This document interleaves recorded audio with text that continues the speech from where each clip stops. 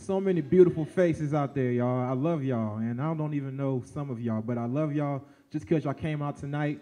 You know, DC, after weeks and probably months of cold and rain, we finally got the sunshine out for consecutive weeks. People are out and about, you know, got haircuts, nicely twisted locks, you know, hairstyles, all of that. People are so happy. And, you know, and the music's bumping. The festivals are coming up. Who bought their tickets to, to these festivals coming up this summer? Who bought their tickets? Raise your hand if you bought your tickets to the festival. I know, exactly. You know, exactly. You know what's going on. Summer Spirit Festival. You know, who's going to New Orleans later on for the Essence Festival later on this month? You know, somebody out here in the world has to be. The point I'm trying to make is that summertime is the time for music. Any time's the time for music, but when you got sunshine, you got good people, you got family, you got love, it's nothing. It's nothing without music to add all that together. And that's why we're here today. We're here today for a night of legends and conversation, or legends and dialogue, rather. The power of music. What is the power of music?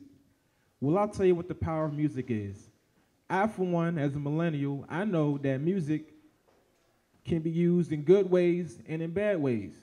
You know, now depending on who you are, you might criticize some elements of today's music.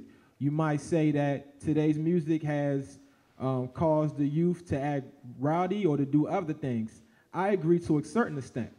On the other hand, I've seen music unify the youth. I've seen music radicalize the youth. I've seen music raise the youth's consciousness as it has done in previous generations. And I've seen music become the ultimate form of expression for people who needed to unite and for people who needed to cry, sing, and laugh even in the darkest of times. Because that's what we have done even before we were taken on the slave ships and brought across to the Americas. Wherever we were in the world, we were singing and expressing and telling our stories through song. And the song and the beat and the rhythm and the melody is what keeps us going, even after we stop talking. So let's give a round of applause just for music in general, everyone. Just a round of applause. See, because even there, you're making music with your claps. And you know, if you got melanin, you know how to clap on beat. So, you know, that makes it even better, okay? So let's get right into it. You know, power of music, a night of legends and dialogue. Before we begin, I want to introduce our illustrious panelists. I say our because we're a community. These are people who I, as well as you, will learn from tonight. They have a lot of experience. I would say about 100 years combined of experience, maybe, you know. You want to combine it, you know, we're talking about years and decades, you know, no lie. And, you know, that is an achievement in itself right there. You know, people from different parts of the industry, people from different genres who have different experiences and different takes on what's happening right now. So we're going to give them our undivided attention. We're going to give them our ear. And later on, if you have questions, you better have questions. We're going to ask them questions, and we're going to challenge them to challenge us to be better listeners and better connoisseurs of music, right? Right? Yeah. All right, beautiful. Okay, so I'm going to start to my left, the furthest left, and I'm going to introduce our first panelist. Feel free to wave to the audience, whatever you want to do. This sister's name is Asia Starr. Young, dope, fly, and saved. Asia Starr is a hip-hop artist from the DMV, using music as a tool to shift the culture forward. Her raw and edgy sound challenges religious cliches. Through transparency, relatable truth, and an effortless flow, she's sure to provoke thought and evoke spiritual consciousness. Bridging the gap between the Christian hip-hop community and the hip-hop culture, Asia Starr candidly speaks about the struggles of temptation and remaining faithful to her beliefs. Dang. She makes it clear to all people that no matter one's personal faith, God's love and acceptance surpasses ritualistic religion, frequent churchgoers, and idealism. Asia Starr's long-awaited mixtape, Love and Pain, is set to be released for a free download this month. Let's give her a hand, y'all.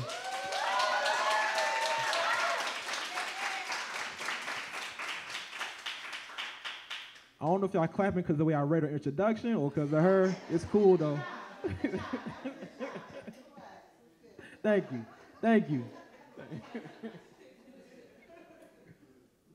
And next to Asia Star, everyone, is none other than Afi Soul Lidya, or Afi Soul for short. Afi Soul is the critically acclaimed R&B soul singer whose 2007 self-distributed album, Lovely, landed the number 10 spot on the Soul Tracks Top 10 CDs list, putting her in a class with Erykah Badu, Angela Johnson, Algebra, and Raheem DeVaughn. Many consider her supportive anthem for the brothers, Baby It's Cold Outside, her signature tune.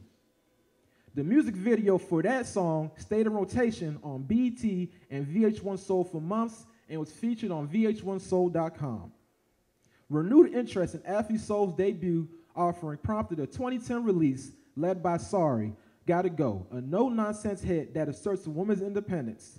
A music video for Sorry has made its way quickly across the internet, and Afi is in the studio again, completing a brand new CD project. Critics agree that Lovely was a great debut and praise Afi's vocal and songwriting talents. Her latest album, Rising, was digitally released through iTunes in August 2014 and is independently distributed in stores and online throughout the U.S. and abroad. Let's give Ms. Afi Soul a hand, y'all. Let's give it up to her. Independently distributed, which means that all the money comes back to you. That's beautiful. That's beautiful. All right. Next to Afi Soul, we have Brian Byram's. Brian Byram's, born in D.C. and raised in Maryland, was cultured by his environment, both the good and bad, and he has always kept his nose straight. His parents, as well as members of his extended family, were all musicians, heavily influencing his younger years. As the years went by, Brian became heavily involved with music and started producing for local artists and nonprofit organizations. His music has been featured in TV commercials, independent films and albums, and the MMG Self-Made Album Series. For the hip-hop heads or the non-hip-hop heads, that's Rick Ross and them. Okay. In addition to being creative in the music world, Brian has taught himself graphic and web design to be able to help other musicians, brands, and organizations professionally represent themselves online. As the growth of the internet continued to push what individuals are capable of, Brian took advantage and created BeatsReloaded.com, an online resource for artists to connect and collaborate without having to be physically present. My kind of guy, I like that.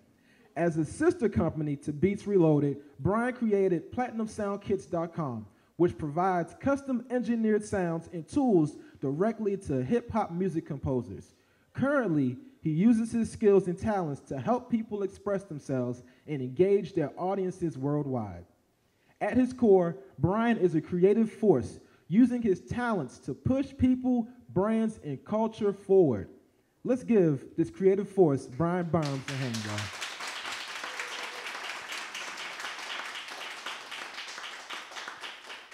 Wonderful, wonderful. And last, but certainly not least, we have Donnell D. Floyd, also known as D. Floyd, of Team Familiar. Although he's played the saxophone since the 4th grade, D. Floyd didn't fall in love with it until the 10th grade when he started attending the Duke Ellington School of the Arts. That's a very prestigious high school for those who don't know. They birthed a lot of stars out here. That is also when he joined the infamous Rare Essence Band. He performed with R.E. from 1983 to 2001. During his long stretch with R.E., he recorded songs with such greats like, Dougie Fresh, Heavy D, and Redman.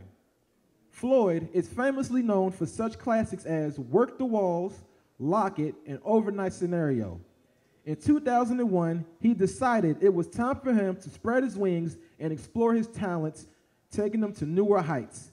He spent the next decade with Familiar Faces, with Team Familiar, formerly known as 911, performing with national recording artists such as Montel Jordan, Tony Terry, Fantasia, Marsha Ambrosius, and R. Kelly.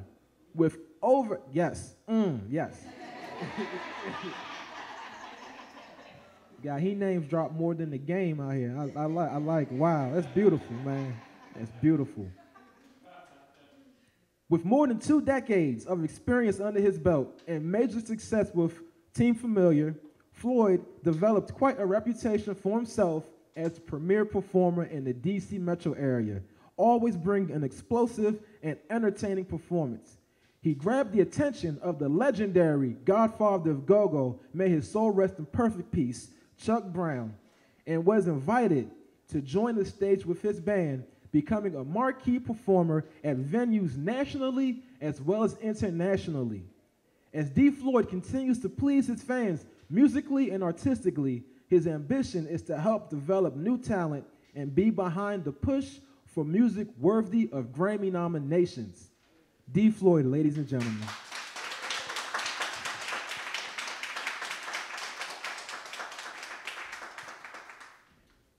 All right, now this is the portion where I stop talking. I've been talking long enough. I'm just going to ask the questions. Let's get to it. Y'all ready? Yeah. All right, I'm ready too, y'all. Okay, so here's how it works. I ask the questions, and each of the panelists, y'all could chime in, take as long as you need to, but please don't take too long, but we're having a discussion overall, okay? All right, so the first question, what is the power of music? Again, what is the power of music? And you can reflect on your experiences, give any answer you see fit. Who wants to go first? All right, let's give it from D. Floyd, y'all. Here you go. I was born in '64, so I'm not a millennial. So the power of music for me was John Coltrane and Lady Sings the Blues, Billie Holiday. Power of music for me was what my mother loved, Otis Redding, and my father loved Sam Cooke. And the power of music from my brothers and sisters was Sly and the Family Stone and Parliament Funkadelic and Graham Central Station. So I in my 52 years, I've heard it all, I've seen it all. My personal favorite is Stevie Wonder, his love songs, how he was able to just find a million ways to say the same thing. We need love, right? He wrote a million songs about that one very thing, we need love. And so the power of music for me is just being able to sit and listen to the greats, reflect on where we are, reflect on where we're going, and reflect on where we want to be. For me, the power of music has always been the way it can affect somebody. You can always use music to actually empower people. You can actually use music to change people's lives. And that's what it's been for me. Growing up, I always listened to 1970s music, 1960s music. I've always listened to the whole Motown era. The Temptations, I've listened to everybody. And I've always noticed how if you listen to that music, it can affect you. It can put you in a certain mood, especially if you listen to like Earth, Wind, and Fire. Somebody like that, a group like that can really affect you. So when I think about the power of music, I think about what it can do for you, just period, helping you out, helping you get past something in life. If you got something going on, you can easily pop in something and it can help you get past it. And that's pretty much it. Listening to these brothers next to me talk, and a lot of what they say is a lot of what I would say. But I will go to what my mother taught me about frequency and energy and spirit of what music brings. Music has the power to affect its environment, its room where it's being played. The higher frequencies tend to bring more uplifting energy, provoking positive action and positive movements. Lower frequencies do the opposite, right? And so music is definitely a tool. It's a tool in which it's used to promote negative and positive, whether people are really conscious of it or not. It has, and the people who understand it use it to manipulate the people's thoughts and processes, the way we live and interact and work with each other. So music is definitely a power, and the same people they listen to is who I listen to. Because my dad was Junior Walker and the All Stars. Okay, that was his, and I'm a baby. This is what we used to listen to. Yeah, y'all, that's what So that funk, that and the James Browns, and my mom was Mahalia Jackson, and Aretha Franklin, and Shaka Khan, and you hear that in Afi Soul if you ever frequent my music. Those are my influences because those were my parents' influences. So that transformed or my way of receiving music. My uncle was Michael Jackson and Stevie Wonder. So this is what I was exposed to, and it wired my mind to think and feel and have a way of existing on a certain frequency. And so I truly believe that music is a healing tool if used properly, and yeah, that's somebody. In addition to what everyone else said, right? Music is so powerful. It has the ability to bring us all together or completely cause division. I listen to a lot of the artists that they mentioned, but it makes me think back in the 90s, the power it had with the East Coast, West Coast beef with Tupac and Biggie, and how it divided a whole coast. So it has the power to bring us together or completely tear us apart. And sometimes we use music as a companion. So we may not have a male friend or a girlfriend, but we can go to music and make us cry, make us laugh, and make us want to dance, sing. But one thing I've learned early on is that music is the only thing on this planet that enters into your spirit without your permission. So you wonder why you sing songs that you don't really like, because you hear it. And they call it on the radio programming, because they program it into your mind. So any song can be a hit if they play it enough. So that's how powerful music is. You can take a slum song and make millions off of it because you play it over and over again. So music is definitely powerful. And that's what it is to me. It's everything. All very profound answers. Moving on. How have you used your music or your platform as an artist to affect change? That's a pretty simple question. We're going to switch it up a bit. Let's let Brian go first. So, what I've done in my life, because as I'm a millennial, so I'm sort of young. So I have about 10 years experience. I did get started before a lot of other people my age, but what I've done with that is I've been able to empower people. When I first embarked on creating music, I was an artist. So I used to, rap and all that stuff. But then I stopped and said I can probably affect people a lot better if I actually made the music and just pushed it to them. So that's what I did for a number of years to help give people a platform to express themselves. And what I ended up doing was I ended up actually getting a name in my local area and actually being able to hand people music that, they can create their albums with. And all of a sudden, these people who, weren't able to express themselves, couldn't afford to get into a studio, couldn't afford to make an album, now had an arsenal of music that they can use to make their album. And then on top of that, I had a studio that people can come and record them. So it was kind of nice to be able to do that, and I was able to affect people that way because I was able to give them a voice when they didn't have a voice. And I find that is something powerful that is actually lacking because a lot of people, everybody wants to be an artist, but it's different when you can actually sit back and say, here you go do you.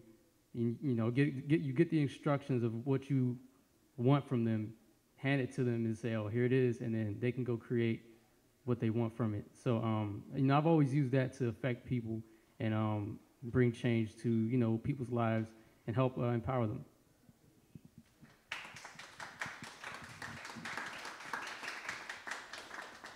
When I first started doing music, I wanted to do the popular music. I wanted to do Mary J. Blige and Faith Evans, which who I love. I love them, love them. That was the type of music I wanted to do. And I still listen to that type of music. But as I started to evolve more as a person and really wanting to tell my stories, I found that I was getting further away from those styles of music. I'm still R&B, but I'm more of a soul artist. And you know, soul music is exactly what it is. It's soul music. It's music that's supposed to speak to your soul, to your emotions, to your spirit. You know, very, very close to gospel to me, very close. So in creating and in writing my music, I began to purge my soul. I began to tell my stories of what I personally went through and not really sure if anybody was going to relate or understand, but it was what I had to say. But as I met people and started talking to people, and they would tell me how Free Yourself touched them, and oh my goodness, and the brothers like, yo, baby, it's cold outside. I love it because we hear so much songs about, you know, sisters tearing us down. I don't want to talk about separatism. I want to talk about, I got your back and let's work this out together because it's tough out here. You know, I want to talk about stuff like that. Then I also talk about heartbreak because that's real too. So I want to talk about things that are real, that are realistic, and that can tangibly touch people so they're thinking and feeling and relating and maybe coming up with some type of solutions or motivation to push and to move forward. So that's how I use my music. So a lot of what you said, right? But I also use my music to touch, but also speak from a standpoint of like a spiritual standpoint. So I use my music to speak about things that typically the Christian community don't really talk about. Like we're young, we fall in love, we go out, we do a lot of the things that isn't spoken of in the church. But I'm shedding light on it. So I know it's a lot of people out there, young and old, that will be able to relate. It's definitely hip hop. It may not sound like Christian music when you listen to it, but if you listen to the words, you'll hear it. So I'm using it as a tool to impact people and understand that, you know, when I first started, I always had that God in me, but I didn't want to talk about it because I felt like I wouldn't be able to get far in the industry with it. But now it's different. So I know that if you lift God up, he'll draw men, right? So at this point, I'm using my music and doing it for him, but in a real slick way. It's kind of infiltrating the opposite way, just like the enemy infiltrated our music, right? So using that as a tool to reach people and let them know you can do it for God and still be just as successful, even or maybe even more successful. So that's how I'm using my music to reach other people. As a go-go artist, I've been on the stage since 82, 83, 4 or 5 nights a week, and we play in the hood. Y'all know what the hood is, right? And so that's where it might not be the bourgeois. It might not be the bourgeois in our crowd. Sometimes it's the underbelly of the city. Sometimes it's the disenfranchised, the discouraged, the talked about, the people that the teacher sent to the back of the class with the time out and all of that. But one thing I've always noticed is that people come out when they hear music and they hear somebody like Chuck Brown calling their name, they feel good about themselves. Where the teacher might not have made you feel good about yourself, but Chuck would make you feel good about yourself. And so as he goes through the night, or James Funk or any of us go through the night and we call your name and you feel good about yourself and we have a conversation and you start to see the self-esteem building up in their eyes, you know, they starting to feel good. No matter what, whether when people's brother die, they come out because they want to party, they want to feel better. When somebody graduates, they come out because they want to party. When it's their birthday, they come out, they want to party.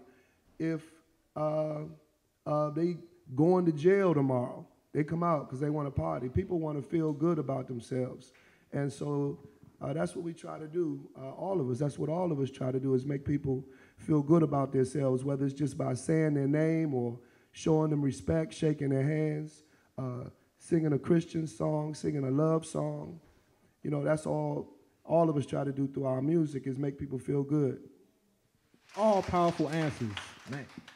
There's a lot to break down here, and I wanna break this down. So we talk about unite. So we talk about making people feel good. We talk about spreading messages covertly. We're talking about self-expression and being truth to oneself in their music. So obviously, as artists, all of you, you know, at some point in your career, you've gone through different stages and just figuring out who you are and why you're doing this, which gets to my next question. If you can just, my next request, if you could just talk about your progression as an artist, you know, go back, you know, as far as you can, you know, just thinking about when you first performed to now, how have you progressed? What have you learned along the way about your craft, you know, that helped you take your talents to the next level? I want Afi Soul to take this first. I first started singing in public. I was singing other people's music. I wasn't a songwriter. That's not true. I used to always write little notes and little messages and little, didn't realize that there were songs, poetry, I guess you can say, as a little girl. I was always that girl that knew every new song that came on the radio. In school, they were like, "Oh, Afi, you know that song? Come on, hit that." I knew a girl named Nikki, I guess I mean, you know, you said it, I had it, you know. And that was me. I was that girl that knew every song. And then eventually, this was in elementary school. I went to Bunker Hill Elementary, and my music teacher heard me singing, and she was like, "I want you to be in the Glee Club." Started singing the Glee Club. Then the principal heard me singing. She said, "I want you to sing in a talent show." So the first song I sang, and I tell this story, it's hilarious. Well, it's really good too. Well, the song was called Whitney Houston, "You Give Good Love." I was so afraid. I was singing and teaching the background. I'm like 8 years old, 7 years old, teaching the background to my friends, and we jamming, practice on the phone, and I get on stage, and I freeze. You give good. That's all I can get. I can't get nothing else out, right? That was my first time singing live, like on stage, and I froze. But that moment was the moment where I was like, I'll never do that again. At 7, 8 years old, I was like, when I get up there the next time, I'm not going to freeze. And of course, the principal, being supportive, gave me another opportunity. It was like the spring festival or something, asked me to do it, and I did it, and it was good. And the school was supporting. It's like a movie. School was like, "Hey, come on, Fee," you know. It was really cute. But just to say that was my first time singing in public as an artist, and then I started to get more courage. And then I started doing the U Street circuit, like later on. Started doing a U Street circuit. I did a couple of go-go bands. I was the singer for go-go bands, and started doing things like that. And people were like, "You know what, Fee, you tight, but I want to see what you can write." One of my friends that I went to Howard, she was like, "I want you to start writing your music." And she made me, like, that kept playing in my head. So I started writing my own stuff, not knowing who was going to receive it, not knowing that it was good enough. I was afraid that nobody was going to get it. And then I just kept getting that kind of encouragement from people. Then I became this songwriter, you know. And just as time went on, I stopped being afraid to tell my story, stopped being afraid to be expressive, and to just, you know, talk from my point of view. And that's just now, you know, albums in the pocket and, you know, videos, and done a couple of tours, done some things, you know, but all of that is attributed to just me starting to believe in myself as the artist, as the person, and thinking and knowing and feeling that what I have to say is good enough to share. So when I first started performing, I always used to look at it as just a performance and not really so much as sharing my gift. And it's more so sharing my gift and connecting with people. That's what it is for me now, and really staying true to who I am. And every word that I've written, when I perform, I think about that place I was when I wrote the song. So that's how I'm able to connect with people. But when I first started, it was more so fright. I was more concerned about, I hope they like it, how I look, And that's no longer my concern. My concern now is I feel it. And if you feel it, the people are going to feel it, especially if you're true to who you are. And that's currently where I am. And it's just an ongoing process of growth. I think about first starting out. I definitely am not the same person I was when I first started out. When I first started out, this is maybe around 2002. This was, I think, around the time 50 Cent first came out or something like that. And I was definitely on that, you know, rah, rah, rah, shoot 'em up.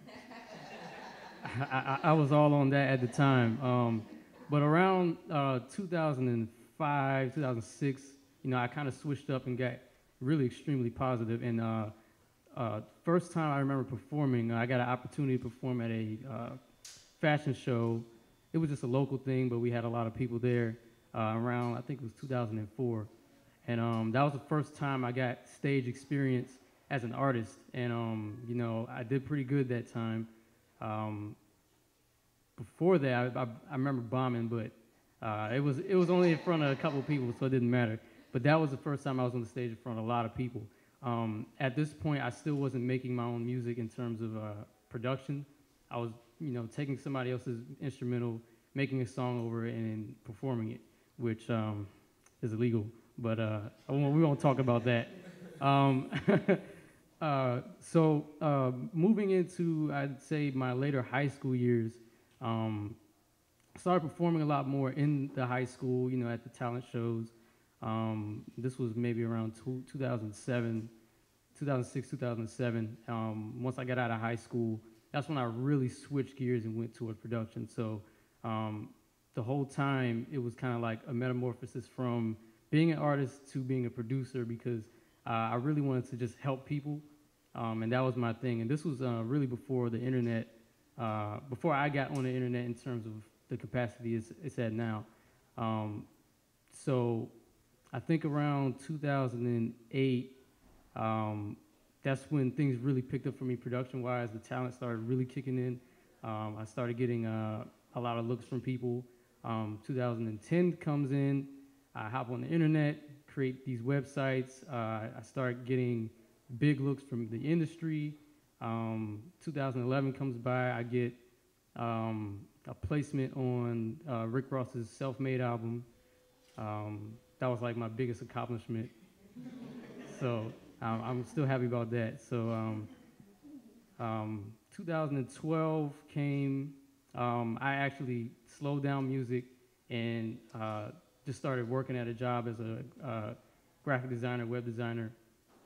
Really got back into music around 2012, 2013. That's when I booted up beatsreloaded.com and platinumsoundkits.com so I can help people out and release my album. I released an album in 2013. And yeah, and from then on, I've just been a producer, just trying to help people out. And also, you know, just a graphic designer, helping people out that way. My progression has always been moving in a positive direction, because I always found that it's easier to be negative and talk about what's going on out there, which, you know, at first it's kind of like, do you really do it? Because you're not going to get the type of plays making the good music as if you were making the bad music, you know, making, you know, everything you hear every day. So I took that step to do that, and then actually reflected in my production, where my production wasn't sounding like everybody else's. And by the way, there's flash drives on some of these flyers that has a lot of my music on it and my design, so you'll be able to actually hear what I'm talking about. If you haven't got one, there's a couple more on the front. Yeah, and so I really just progressed as a producer, getting better, working with other people, and really trying to help the positive side of hip-hop or R&B, and really trying to push that forward as opposed to just doing what's popular. But what's popular is not bad.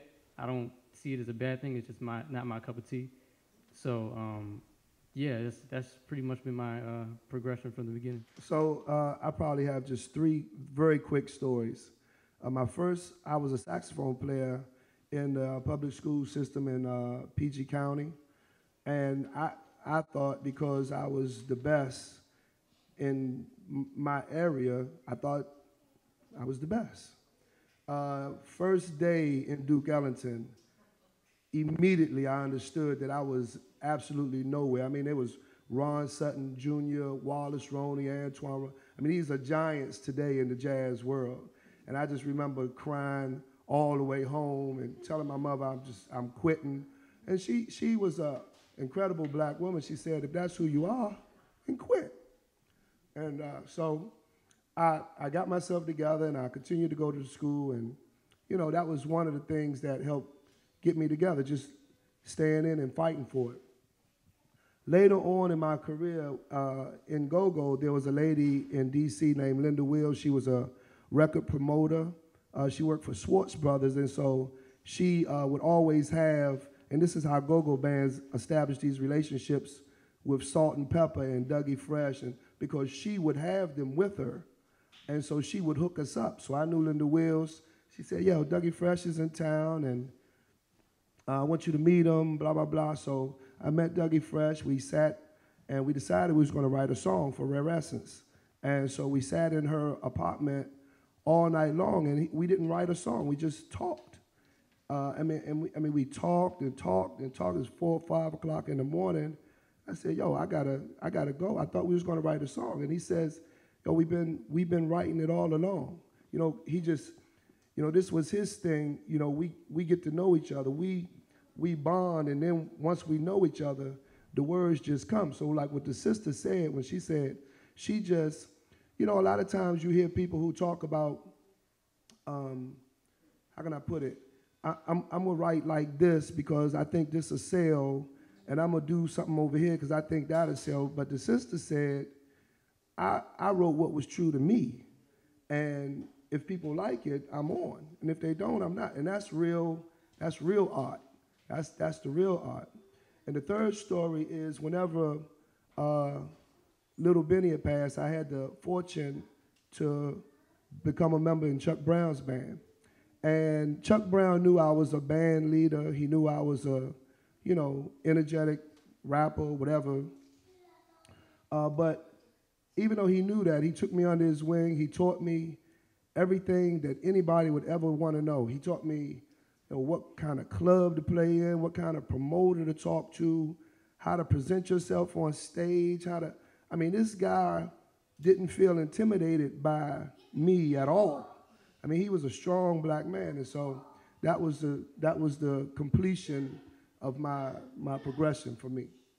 Again, we touched on quite a lot, particularly about performing and about just giving it your all in front of an audience. So I'm curious to know, as I'm sure the rest of the audience is, you know, if you guys can just school us on what are the elements of a good performance. You know, because from what I see, a lot of today's rappers, and I don't mean to criticize people, but, you know, during my generation, but a lot of, you know, rappers, they just walk on stage, you know, they bop, and then that's it. They don't really give the audience much, as far as I can see, you know? So who wants to take it on first? You know, yeah, I thought so. Please enlighten us, brother. Like for me, as a lover of music, not me performing, but just going to see people, I'm a Patti LaBelle person. And what you learn is that everybody has talent. Everybody can sing. Everybody can rap. But what Patti does in the course of her show is she gives you her. She tells you about her sisters dying of cancer and the things that she's going through. And when people give you them, you know, then we get back to the days when I bought the album before I heard the hit. You know, Patti LaBelle put out an album, you bought it before you heard the album because you bought the artist. And so a great performance for me is a person like Patti LaBelle. In contrast, not to be down on Anita Baker fans, but Anita Baker came to Capitol Center, at Capitol Center. Capitol, you ever heard of that? Yeah. She came to Capitol Center and she ran through her songs, but she never said hello. She never said, this is who I am. She never said nothing. She just ran through her songs. Incredible voice, but she didn't give us her. So I'm just a personal person. I just like when they give you, you go to a Stevie Wonder concert, and before the song, he tells you about the struggle in the city and the struggles growing up and those kind of things. And so that's what a great performer is for me. I'm also a vocal music and performing arts teacher in DCPS. So with my choir kids, a lot of times I have them, YouTube has a ton of live performances. I have them look at live performances, and especially since the end of the school year, we've been looking at a lot of live performances. And we were looking at one artist. She's huge. I'm not going to say her name. You said names. Should I say names?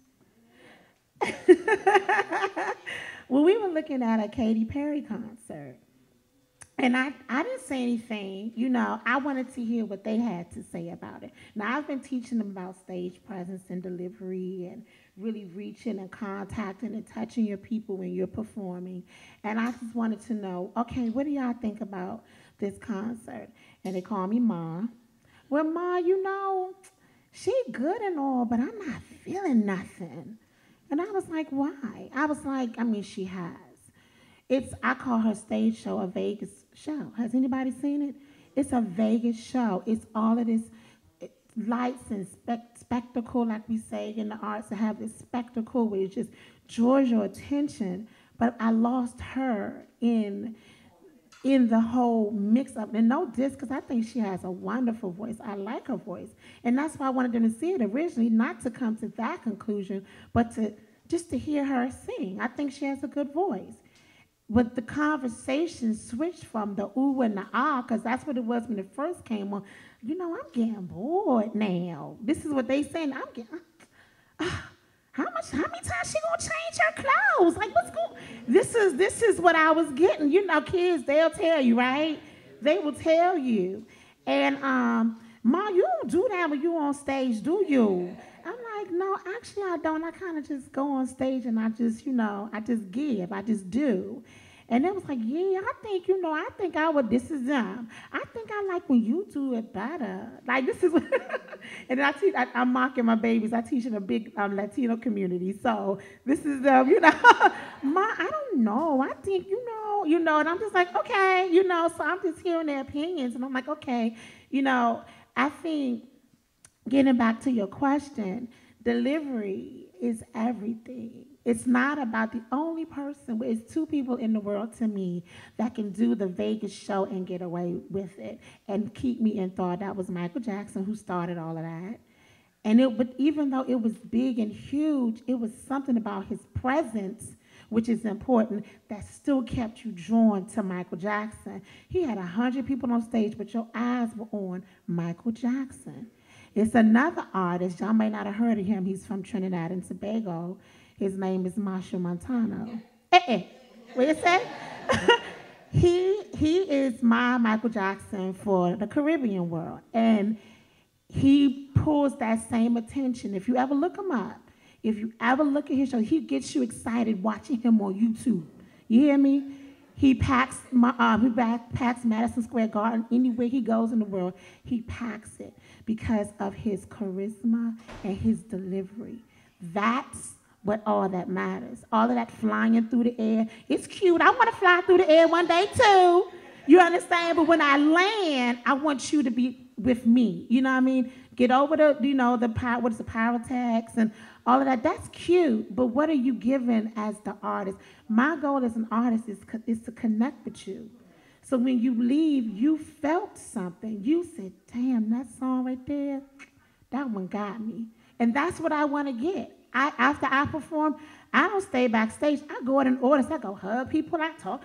You just on stage. What you doing out here? My manager's like, if you don't get your... I said, for what? I'm talking, because that's what I want to do. I want to connect with you. And I think, like we all said, that is the mission of why we're doing music. And sometimes that gets lost. We want to do the hoorah, and we forget the whole art and the whole reason for music. So... What I look at when I see a performer is, of course, I want you to give and I want to feel something. And that doesn't necessarily have to be, of course, you flying around the stage or you running from one end of the stage to another. It's more so you giving, because you are performing for people. You are there for the people, which is why people buy your music. And everyone doesn't have that it factor, like the Michael Jacksons of the world, like the Beyoncés of the world. Anybody can be made a star with the right amount of money behind them. But when you have artists like Patti LaBelle, who gives you everything, Fantasia gives you everything on stage, Kendrick Lamar as a rapper, he gives you everything, and sometimes he doesn't even move out of the one spot that he's in, but you feel something. So for me, I'm more geared towards words. What are you saying? Because the earth for me, the earth, not for me, but proven fact that the earth was formed with words. So your words mean everything. You can say something that will pierce somebody's soul, or you can say something that will tear them down. But at the end of the day, what are you saying that's going to move me and make me remember who you are when you were on stage? And I don't want to remember you by the person that was jumping on the table and, you know, running up to people. It's just more so words and your ability to captivate your audience. Yeah, I'm not personally a performer per se, but I know a good performance when I see one. So most of the time, especially in hip hop, the performances are very, very lackluster, very, very, mundane.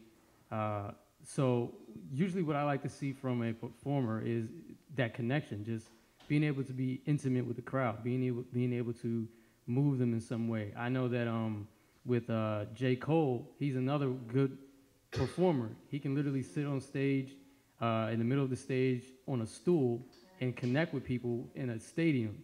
I mean, not a lot of people can do that unless they're dancing around and, you know, moonwalking and things like that. So I think it's kind of becoming like a lost art, sort of. People really aren't appreciating it as artists to be able to go out there and connect with audiences and be able to really move the people who came out to see you, people who paid to see you, people who, you know the lyrics to your albums, and, you know, you're up there not giving it your all.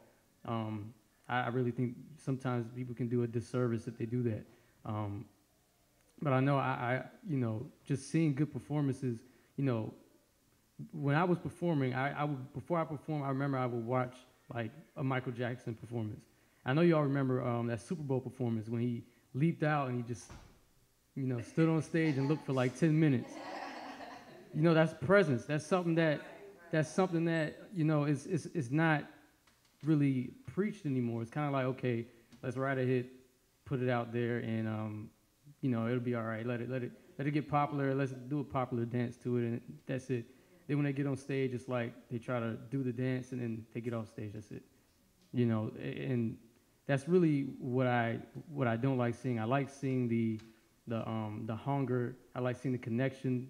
You know, the artist really staring into the people's eyes, and really performing the song the way the audience would love it to be performed.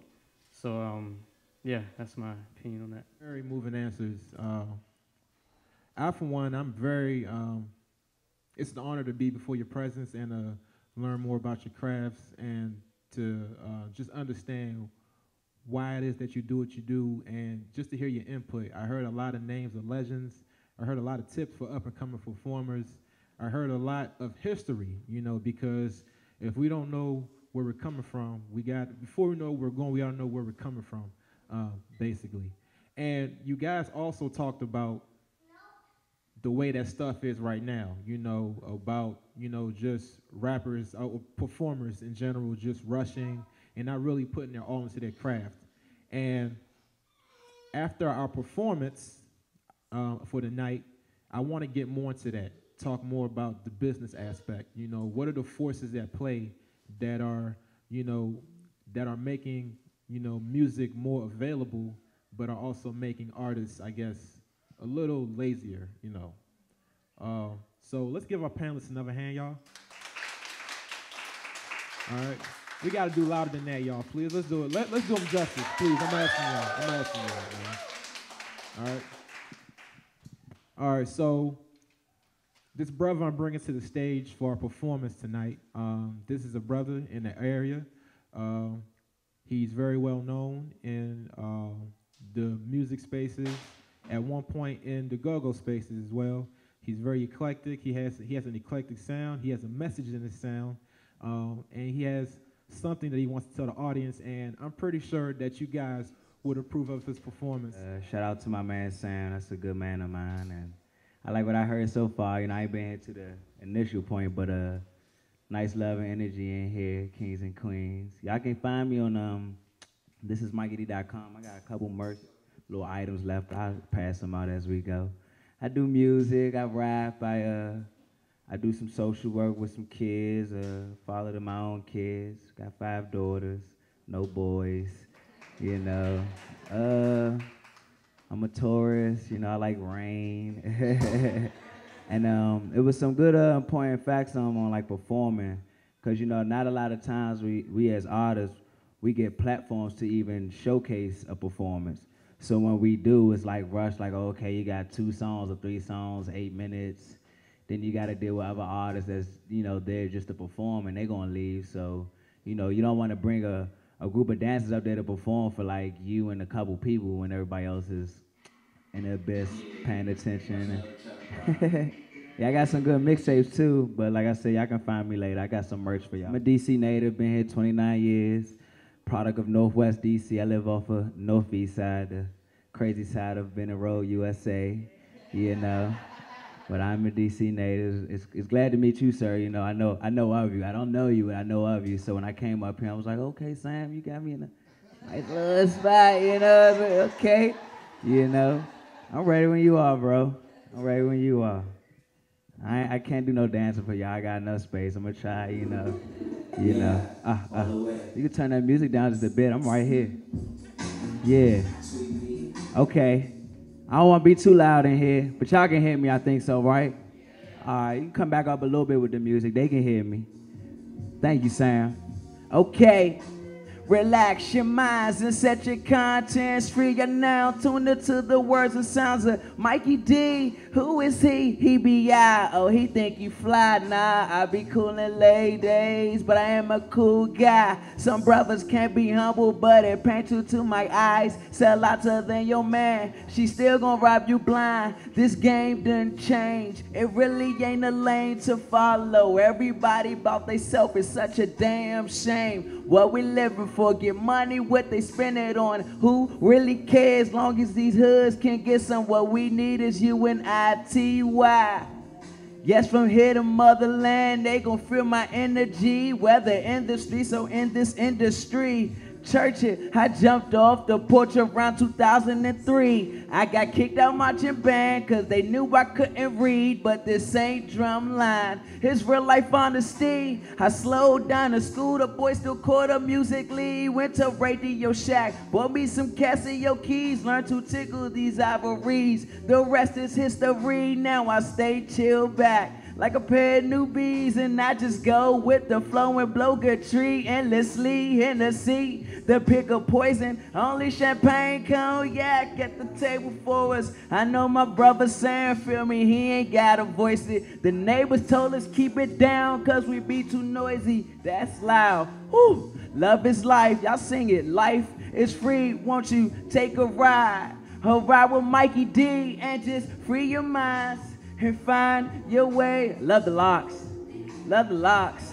Y'all can sing it. Loosen. Love is life. And life is free. Won't you take a ride?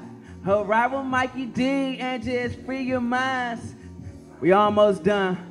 Shout out to Mr. Kimon. I didn't even know that was you, sir. Okay, I'm gassed up. Pretty women, I can't pass up. Yes, I'm feeling myself. Cause when I dance, I got my hands up. Leaning sideways like I'm tripping on that double cup. I like the smoking on my head to the beat of drums. Cause this my nasty kin. Yeah, the blood is African. Even though Americans, they swear they from America. But if you are black, you are African. If you are black, you are African. I'm Peter Tosh with these rhymes. I kick dope rhymes out to your minds. Let it settle to the rear. Woo, and appreciate the celebration of good music. And yes, indeed, what I don't need is excuse to be me. Y'all sing along this time. Love is life, and life is free. Won't you take a ride with Sam and me, and just free your mind and find your way, cause there will be a brighter day. Yes, love is life, and life is free. Won't you take a ride with Mikey D? Heard that guy Trayon White got that spot, right? That's a good look. That's a good look. So y'all can find me at thisismikeyd.com. I got some bands. I try to hurry up in here. I had some more in the car, but thisismikeyd.com. Y'all can find my music, everything. I'm always around with the All Eyes on DC movement, definitely. Thank you, guys. Thank you. Thank you. Thank you, brother. Blessings, blessings. Thank you, guys. Thank you.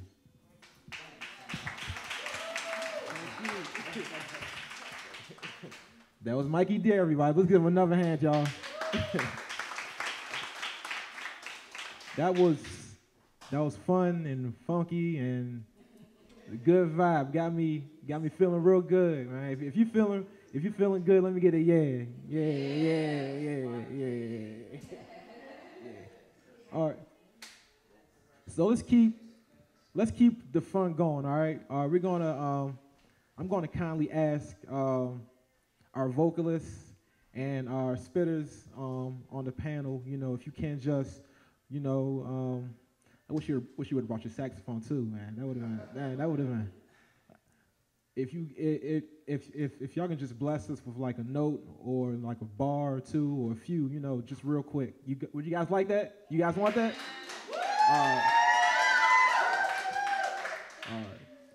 Who wants to go first? All right. And you can take the stage. This is your world, man. Sitting here thinking while he was talking about free your mind, right? There'll be a brighter day. Thinking about them bills one day. I ain't gonna be thinking about them bills, and I'm thinking about helping somebody else pay them bills, right? So, what I think of is,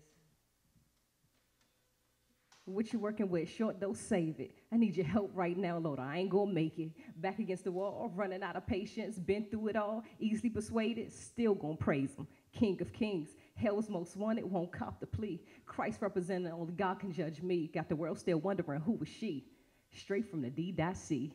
Northwest, uptown, southwest, back to southeast.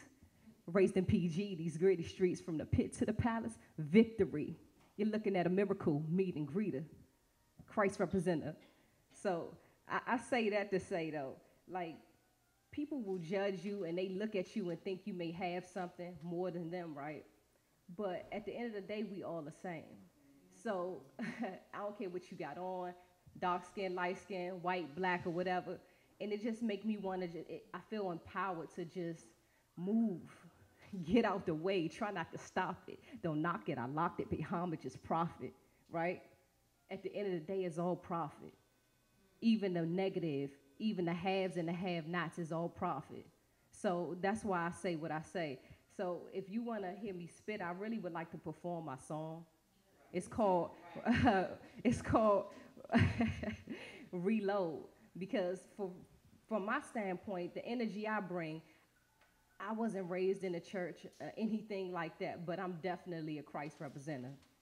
So with that being said, you go to church and you expect the church to instantly embrace you, right? But you're dealing with people at the end of the day.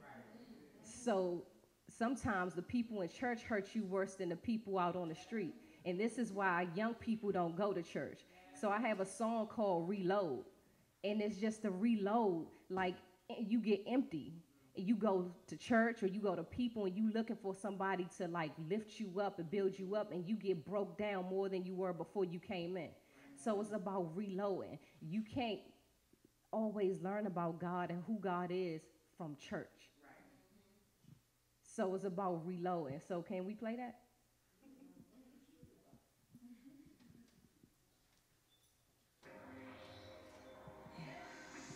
Raised in religion with the self-righteous so-called Christians, opposite of love, they passing judgment. The same dungeon, we sin differently, you ain't no better.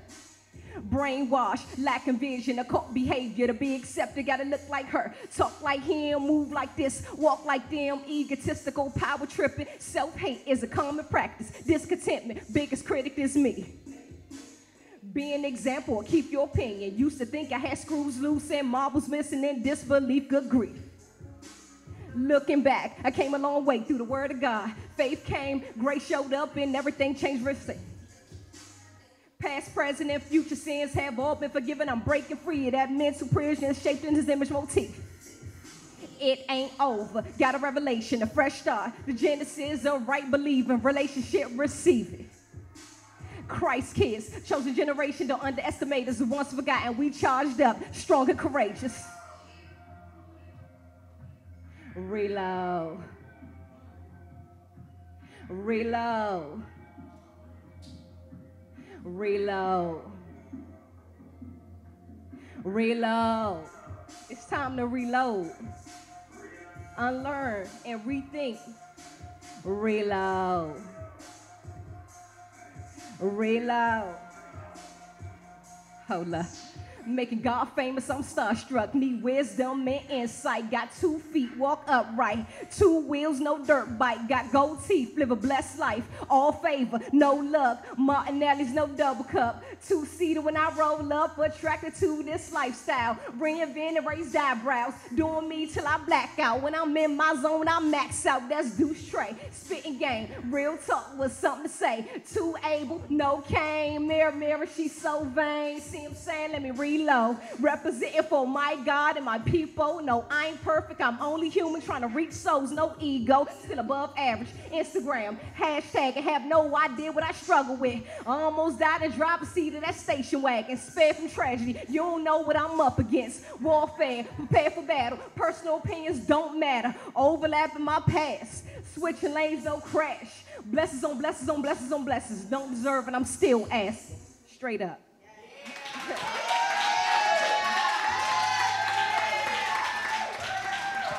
I appreciate y'all. My name Asia Star. You can find me on Twitter, Instagram, Facebook at AsiaStar_IM. Okay, y'all clap for me.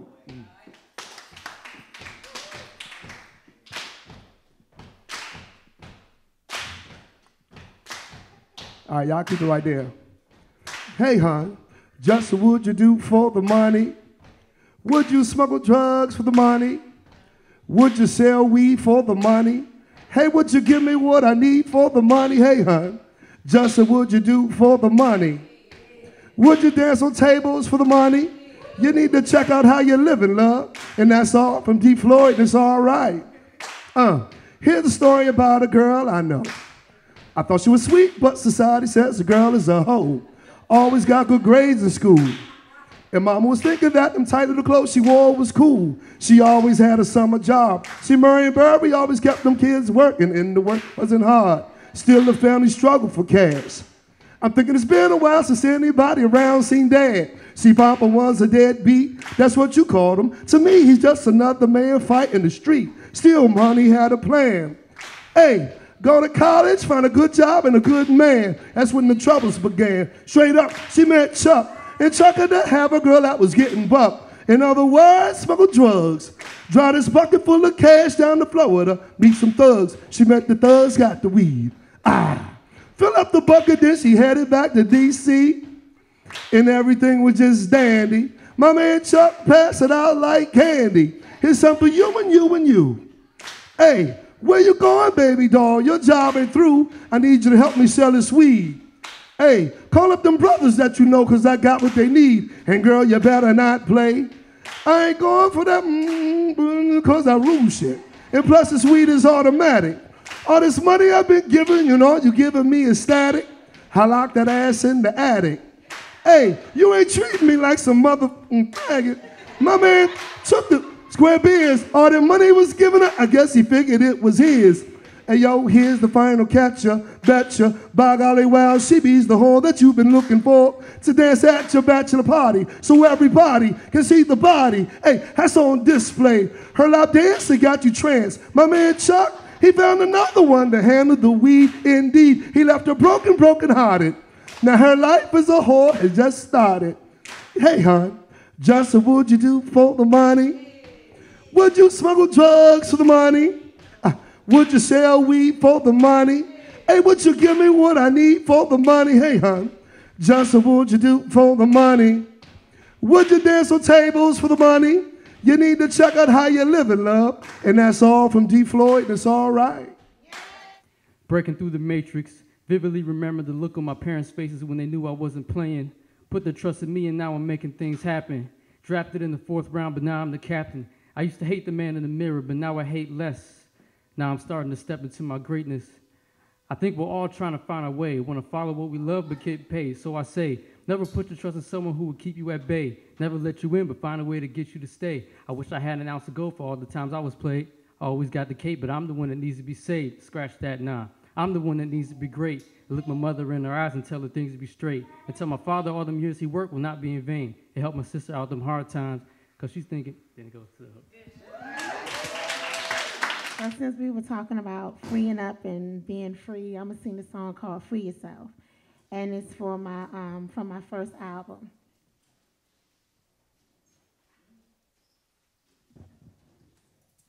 Free yourself, not your yeah. I like Ebonics. I don't know. I like Ebonics. Can y'all smack with me?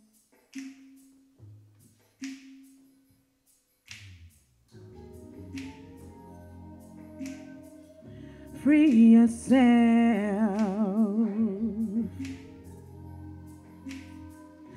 Free yourself.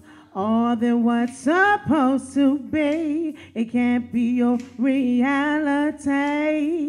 Getting caught up in illusions. That truth is only skin deep. Want the truth? You've got to look further than what eyes can see. Want to find happiness? You've got to know what it is to be me. Me yourself.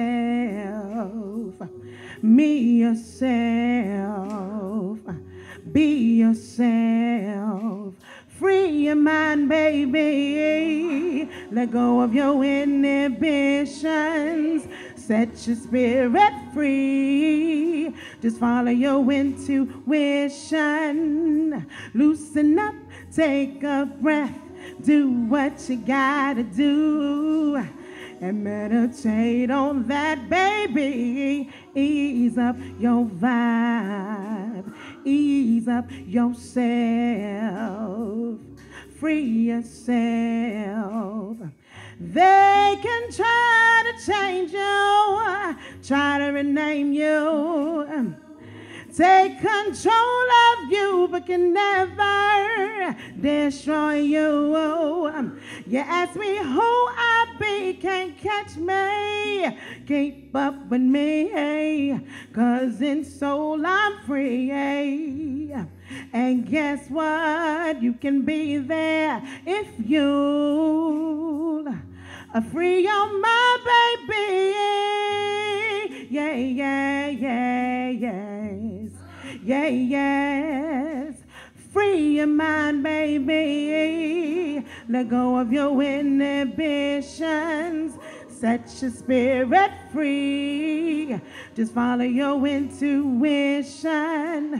Loosen up, take a breath. Do what you gotta do. And meditate on that, baby. Ease up your vibe. Ease up yourself. Free yourself. They can try to change you, try to rename you, take control of you, but can never destroy you.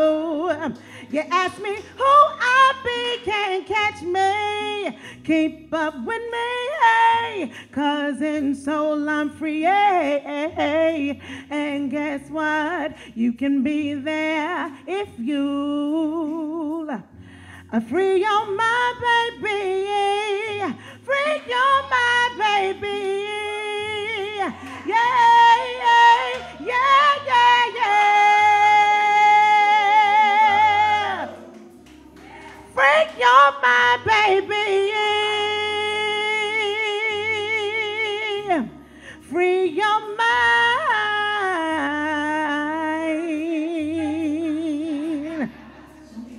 Free your mind, yeah, yeah. Say, free your mind, baby. Let go of your inhibitions. Set your spirit free. Just follow your intuition. Loosen up, take a breath. Do what you gotta do. And meditate on that, baby. Ease up your vibes. Ease up yourself. Free yourself.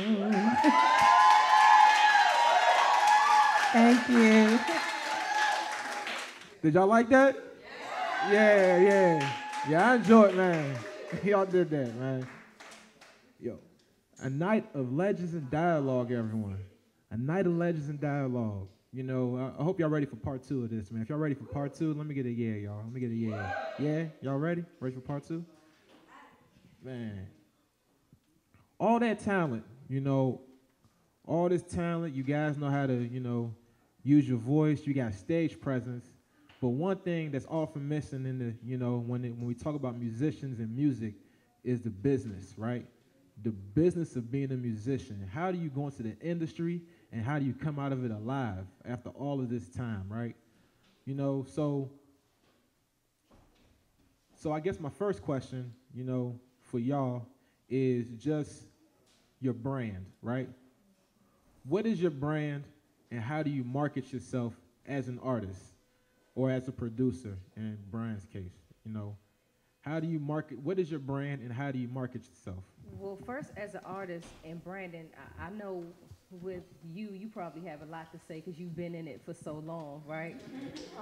But when it comes to being an artist, the first and foremost, the pitfalls of an artist is they don't brand themselves the right way, number one. Number two, they don't think about the business. You think you can make a song and just put it out. So if you don't copyright the lyrics, if you don't have original music, you need to copyright your lyrics first and foremost. As an artist, it's important to get your name or business trademark because somebody else can come out as you and perform and get paid under your name. So that is a huge piece of the business. And then having people around you that know the business. It's so easy for new artists to get taken advantage of. Like a lot of artists, I'm not sure if you guys are familiar with Wiz Khalifa, but he's fighting trying to get out of a 360 deal. And he is a multi-platinum selling award artist. And he's fighting to get out of a 360 deal. I don't know if you guys know what a 360 deal is, but most artists, we come from nothing, right? We sign these deals with these major labels and pretty much telling the labels that they get a piece of everything we make, whether it's endorsement deals or nothing that's associated with the label. They get a piece of everything. So 4 albums later, 10 million records sold, you still paying artists for something that they had nothing to do with. Labels for nothing they had to do with. So you really have to, don't be so gung-ho and so pressed to get a deal that you signing your life away. So having proper management, the right PR, publicists, and even your friends are part of your brand. So if you don't want to be associated with certain negativity, then you can't hang with certain people anymore as an artist. And unless you're not really trying to go nowhere with it. If you want to stay local for the rest of your life, then it's cool. But if you want to maintain and be mentioned with the greats, then you're going to have to do what the greats do. Marketing and branding, it's major. And as an independent artist, it's very expensive. It's very expensive. When I first started singing like professionally or whatever, like on stages and stuff like that, I was a teenager and the internet wasn't that popular. It was there, but the marketing and branding that we're doing now really wasn't in existence. We didn't have Instagram, we didn't have Facebook, we didn't have any of that stuff. We emailed. That was our way of promotion. We emailed. We did other creative ways, had street teams, right? We had people passing out flyers. We went to clubs, stood outside of clubs and passed out flyers and things like that. Marketing and branding has become a lot more accessible to the independent artists because now we have social media. Now we have the Facebook, the Instagram, the Snapchat, what's the other one? It's millions of them. And you can do live feeds. You can do so much stuff. And I've learned to use a lot of that to get my name out there. I was reading an article on, I think it was Reverend Run. No. It was a guy named Hurricane Dave. You don't know him, but he's the radio programmer for the Atlanta radio station, the same equivalent to our KISS station. And I happened to meet, he saw him perform before, and so we created a relationship. So I see some of the stuff that he puts out, and he was saying wherever he goes, he makes sure, like if it's in a IT store, an Apple store, a telephone store, he puts up his website on everybody's thing, on every screen. I was like, oh, I'm gonna do that. That was like free. He was like free marketing, and this man is very successful, but he still does that groundwork type stuff. You know, like I was saying, the marketing and branding. You know, what I've learned was always keeping my name consistent on everything that I do. Consistent, the websites, the Instagrams, everything, to keep it consistent. PR people, they cost money. Like, I hire PR people for specific projects. If I'm putting out a new album, or I'll hire a record promoter. My last single I released, you know, it got on Music Choice Channel. I had to pay somebody to push it to Music Choice Channel. And it wasn't cheap. I'm a single mom. I have 4 kids. So if you want to do this thing, it's a sacrifice. It's real. It's like, you know, sometimes I've had to, nah, y'all eat, I'm good, because I've made a sacrifice. The marketing and branding is a big part of the sacrifice. You can be the best artist in the world, but if don't nobody know who you are, if you haven't had a chance to push your music in a certain, you know, venue or a certain, you know, avenue, you know, it sits still. So you have to really, and listen to people. Like, I want to hear what you got to say. You got to listen to people who've come before you. Like, I will humbly sit down and shut up and listen, no matter how much I've done, because I'm still learning. I still call myself a babe in the woods because I'm still learning. There are people who've come before me who are in my city. Like, I wish I was a dream to meet Chuck Brown. Like, it was a dream for me to meet Chuck Brown. I wanted to do a song. I'm going to do a song with Chuck Brown. It didn't happen. But, you know, it's just that type of, you know, I would love to sit at his feet. These people, I want to sit down. I want to hear what you got to say. But y'all, that's what I got to say. But yeah. I believe we're in probably one of the most expansive times in our lives with this internet. I don't think people really take into account the power of it and how it can really help your branding. Most of the artists who I've seen really have success, especially from the bottom, have a set of systems in place where things can be automated and things can be streamlined because of the internet. Even 10 years ago, that wasn't possible. So, for example, even with my own website, I have things on my website where people can pay for something and I can be asleep. I don't have to do anything. I don't have to move. It's just there. It's done. And this is talking about music. People are buying my music. I don't have to move. And these are my systems, independent, and it's coming in my pocket. I don't think that a lot of people truly, really get that. And they, you know, everybody relies on iTunes and, you know, now we got the streaming stuff going on. But I really don't think people really eye into the possibilities of the internet to help them with their branding. Most people these days have some type of Instagram or some type of Snapchat going on that's branding them, And now branding is kind of like the new high school diploma, where everybody has a brand now. And if you don't have a brand, you're kind of like, who are you? You know, like who is this guy? So I think if we leverage more of the power of the internet with kind of like the old school, kind of like his days, where it's just like, sorry if I made you sound dated, where it's like if you put in the groundwork, but also have the systems in place so that things can be handled on the back end without anybody thinking about it. Can you tell them how you're helping bring the old school to? Yeah, so what I do is I discover these systems, because sometimes we don't have to be the people who, you know, invent the wheel. We don't have to reinvent the wheel. If there's a company out there who has a service, use it. So that's how I do it. So I usually have a number of services in mind whenever I work with a certain artist, and then I kind of align them with that service to bring their brand forward. If they have an album they want to sell, they don't have to put it on iTunes.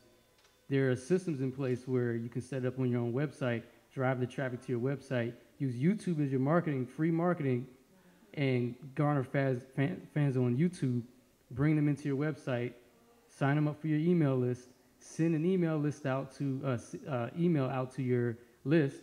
They will buy your stuff, and you don't have to touch a record company. You get a couple thousand people doing that, it's a wrap. You got a question? No, I was just responding to what you were saying. Okay. Yeah, and it's a series of systems that I don't think a lot of artists think about, because they're thinking about the music. They're thinking about, let's, you know, make this song. But on the back end, there needs to be something, so not everybody, you know, should be a starving artist. People should be able to make an income and do what they want to do with their music.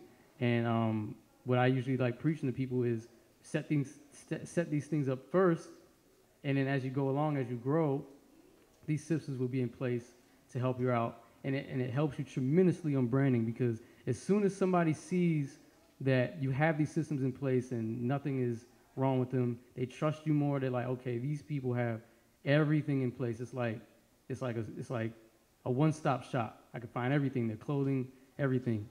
And you can use YouTube as a free we have so many free marketing tools. So it's like these days things are a little easier, although the market is saturated, to build your brand. So that's about it. Y'all wouldn't have heard me, but y'all would have. Like when I first walked up, he says, "Do you know who I am?" And I says, "Yeah, you're the genius." Because I don't know anything about branding. He does it. He runs my website.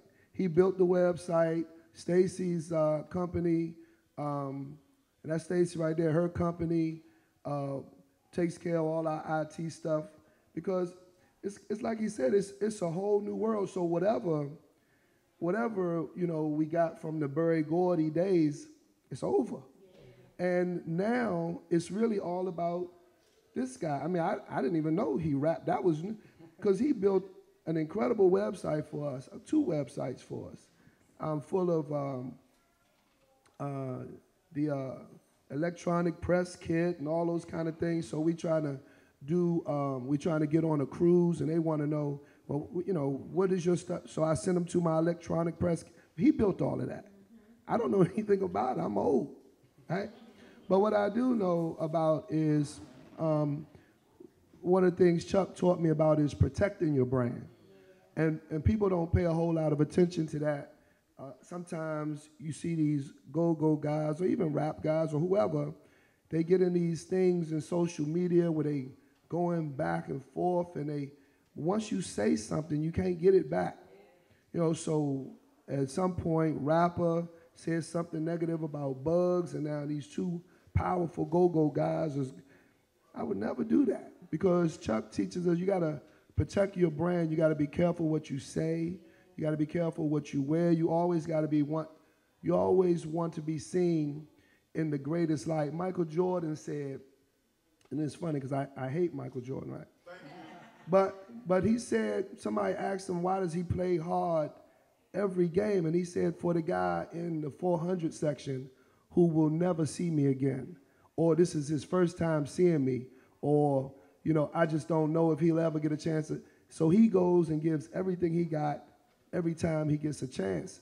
And that's bigger than, well, as big as building your brand is protecting your brand, making sure you always are seen in the very best light as possible. All right, in the interest of time, we're going to go to audience Q&A. Before we do that, though, if you guys can just talk about your latest projects or stuff you have in the works and where we can find it, or even how far along you are in it. So my band, we're on our way to Puerto Rico in July. We have a show coming up with Shantae Moore. We have a show coming up at the Spirit Festival with Jill Scott. And then in September or October, we setting up a show in Vegas. We play about 5 times a week.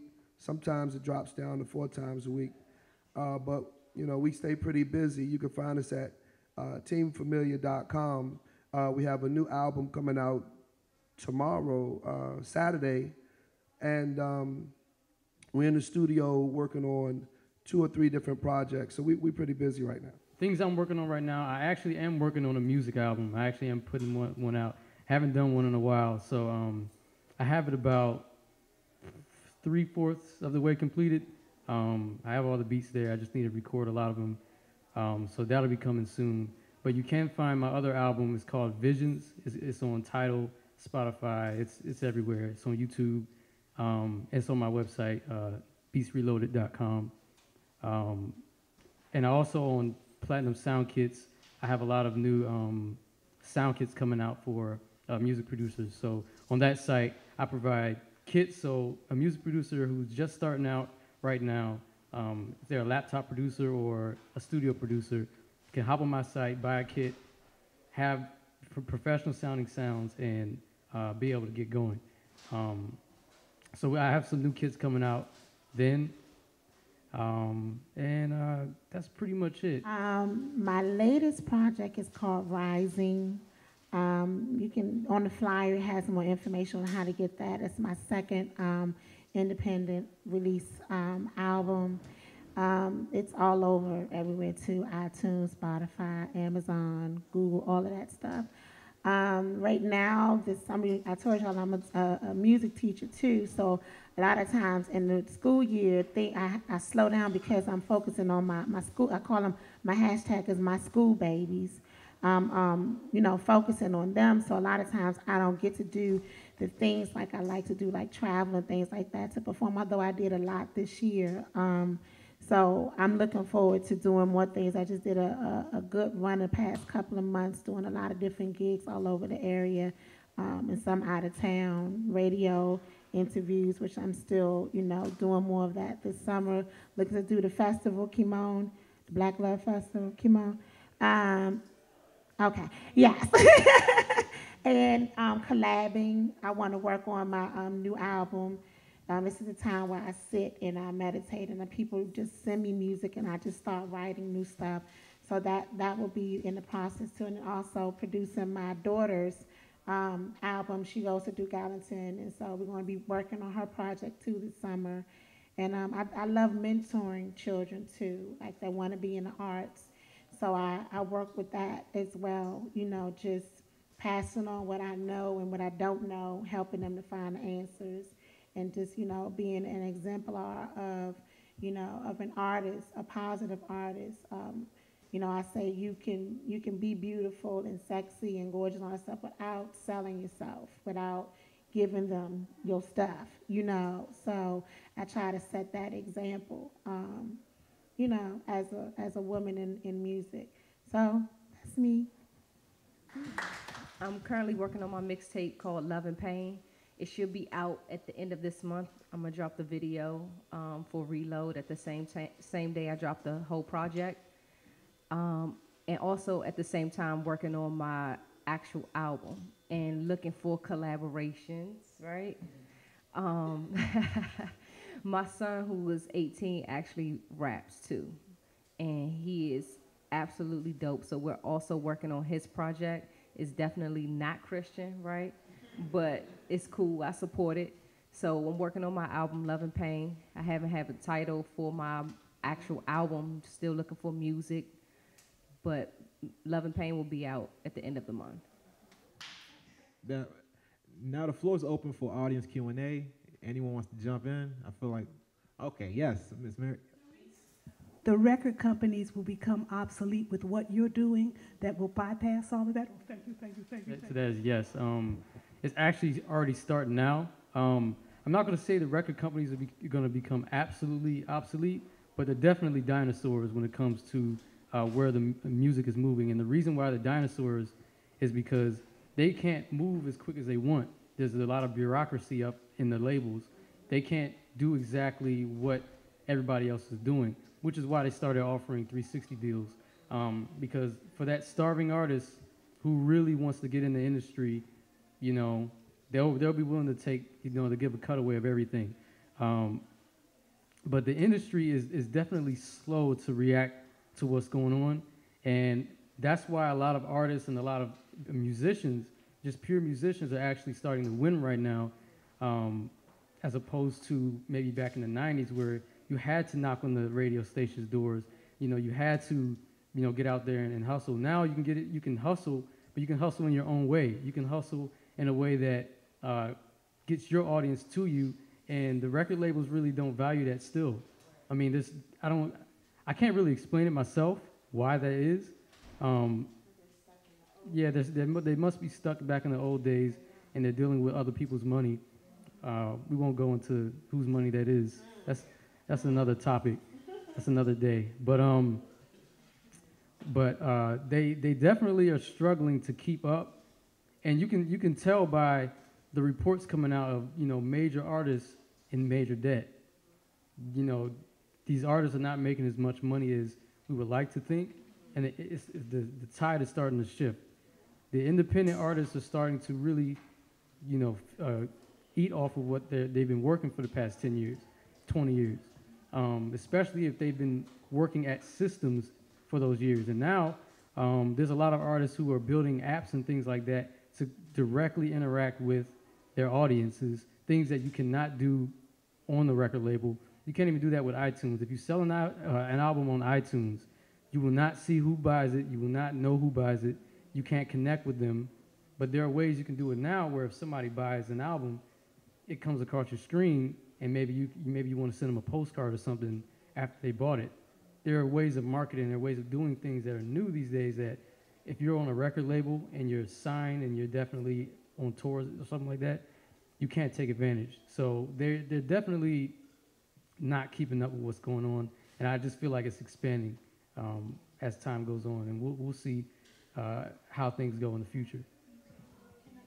What if at the beginning of hip-hop and rap, if it had been politically oriented, would that have made a difference with where we are today? I was about to say, well, the beginning of hip hop was political. It was community oriented. It was cultural. It was political. The beginning of it was like the Zulu Nation and you know KRS-One. All of them, they were political, and they talked about Public Enemy. Matter of fact, Public Enemy, if I remember right, might have been one of the first groups that pulled out from the industry and sell their album on the internet for $3. And people thought it was crazy. And Chuck D was asked all of these questions. Why? He said, you want to know why? Because I make money, more money, selling my album for $3 myself than the label selling it, and I get 25 cents per album. You know, it was definitely, right, Kimon? It was definitely political at first. You know, when other hands get in it, you know, sometimes it gets to be manipulated and mutated, and it's become what we got now. But we do got some fierceness coming out now. I'm excited. I'm excited with Kendrick. I'm excited with J. Cole. I'm excited. So, you know, we got some people that's trying to pull it back to where it was, but they have a big fight. They have a big fight, you know, so that's what I want to say. I think it is political, and it was to start, but the powers that be, and not to be too cliche, but the powers that be kind of took that away from us and really put more money behind the gangster hip hop, which kind of tore our community apart. Right. So when back in the 90s, the labels had the money. Right now, to his point, you really don't need that much money if you have a fan base. All you have to do is if you can create a fan base, the internet will sell itself. To his point, you can be asleep and make money. But the labels, they don't want that. But the Kendrick Lamars and the J. Cole's, that's only 2 men. And the negative aspect inside of it is that it's so oversaturated. Everybody has a song out. Everybody has a video. Everybody is on the internet doing it. So sometimes the greats get washed. And if you don't have money to promote yourself and set yourself apart, then it will be lost. So that's why it's so important for guys like him to be positive and come, because it all is political. It's political, and it's going to get back to that. It's coming full circle because now the labels are seeing that that's what's selling. Chance the Rapper, I'm not sure if y'all heard of him, but he is an independent artist, and he is selling like a Kendrick, well, maybe not Kendrick, but he's selling like, who's, I guess, popular now that's signed. I would say he's up there with Cole. He's up there with J. Cole. He's selling like hotcakes, and he's talking about he has a spiritual aspect in his music, and it's completely independent. So it's there. It's just that enough of us need to do it. Brother Kimon Freeman's going to give us the last question for the evening. And I predict it will be pretty thought-provoking, yeah. Heavyweight. I want to thank all y'all. I want to thank everybody that came out, first of all. And I want to thank the people who gave up the time to speak with us today. It's a two-part question. I got to hit you directly to Floyd, since he's the junior elder on the panel right here. All right. Part of the gentrification has not just been the displacement of people, it's also been the destruction of our cultural institutions and events. So in the past 10, 15 years, we've seen the Stone Soul Picnic, the Black Family Reunion, Unifest, the Cribbin' Day Parade, Georgia Avenue Day, everything you can think of that we had, that we came together, is gone. That's part of the gentrification, okay? Now, with that being gone, a lot of the musical IQs that we had is also gone because the technology has changed. So a lot of times, I'm right behind you, brother, I'm 46. A lot of times, our generation was introduced to music through our parents' record collections. The first time our music, we went through their stuff. And then we saw an album cover we liked, we listened to it, we played it, we liked it, we didn't, and whatever. And we saw the formation of MTV, BET, and everything, and we would flip back and forth. Like, I would rock with Trouble Funk and then go listen to Pat Benatar. It was like that. So, but now our kids have a much more segregated playlist of music. They're not going through their mom and dad iPod or iPad or whatever. So they listen to their own devices. So they have a very slim view of our musical palette. Now, having said all that, how have we been able to survive with the removal, especially with go-go? There's very few places for us to go perform, to go see it, and da-da-da-da. But how do we educate our children? Because the music, there's no longer instruments in the schools unless you're at a Duke Ellington. They don't have access to the instruments. How can we convey to our children the value of our culture and our music if we're not giving it to them, we're not teaching them, we're not exposing them, we don't have these events to take them to expose them? How do we do that? And then two, how is it that we can take control and ownership of what we're doing? Because we've seen how we are great at innovating and creating, not so good at owning and controlling. I know that's a very sharp, but I had to get that off my chest. All right. I think the biggest thing is we have to make an agreement to be the village. So whenever we were coming up, and if you're right behind me, my mother was a part of the civil rights movement. Her mother was a part of Jim Crow laws, right? So by the time we get to my daughter, she got Barack Obama. They're not even aware of any type of black struggle or anything like that. In fact, I asked her one day to name 10 people involved with the black struggle, and she couldn't name it. She got to the normal, Martin Luther King, Malcolm X. I think she made it to, she got to about 2 or 3 people. And I realized that they are so far removed. They're at Don't Worry, Be Happy.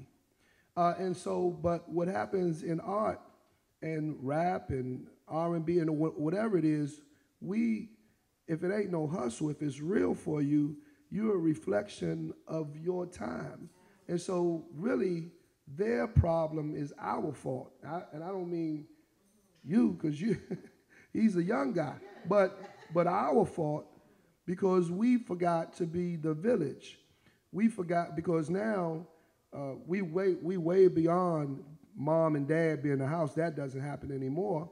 But now, mom doesn't come home till 9 o'clock at night, or mom is partying, or mom, just whatever it is. So now these kids are raising themselves, so they don't have the village that we have to make ourselves socially conscious, so we can be like Marvin and say, what's going on?